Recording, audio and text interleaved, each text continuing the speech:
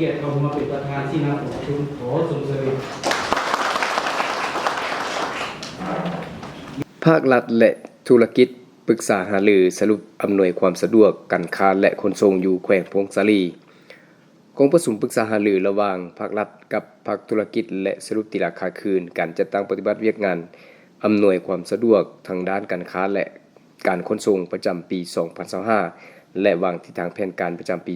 2026 ได้จัดขึ้นในตอนบ่ายของวันที่ 27 พฤษภาคม 2026 นี้ที่แขวงพงศาลี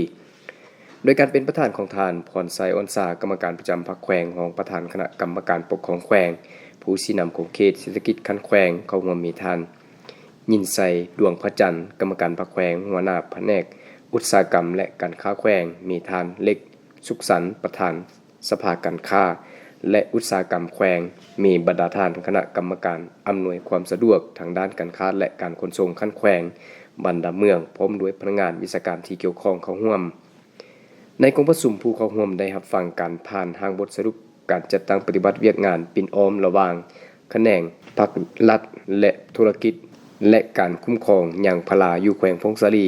เพื่อให้การส่งเสริมปลูกการซื้อขายยางพาราในแขวงพงศาลีดำเนินไป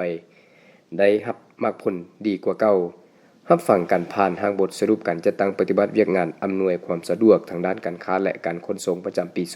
2025และทิศทางแผนการประจำปี 2026 ซึ่งระยะผ่านมาได้เอาใจใส่สีนำเวียกงานยังเป็นปกติได้เป็นเจ้าการลงติดตามกฎการสุกนิ้วการแก้ไขปัญหาสิ่งอัดตันทางการค้าขั้นตอนในการอนุมัติส่งออกนำเข้าสินค้าการขนส่งการปฏิบัติหน้าที่ของเจ้าหน้าที่ประจำด้านชายแดนพร้อมทั้งรับฟังการรายงานผลสำเร็จกองประชุมสมัยที่ 3 ของสภาการค้าและอุตสาหกรรมแขวงพงศาลีพร้อมทางผ่านเวียกจุดสุ่มจำนวนหนึ่งจากนั้นที่ประชุมบรรดาท่านผู้เข้าร่วมอย่างได้ประกอบคำคิดคำเห็นต่อบทสรุปบทรายงานและพร้อมกันรับรองเอาเพื่อนำไปจัดตั้งปฏิบัติในการคุ้มครองยางพาราและอำนวยความสะดวกทางด้านการค้าและการขนส่งให้ได้ดีกว่าเก่า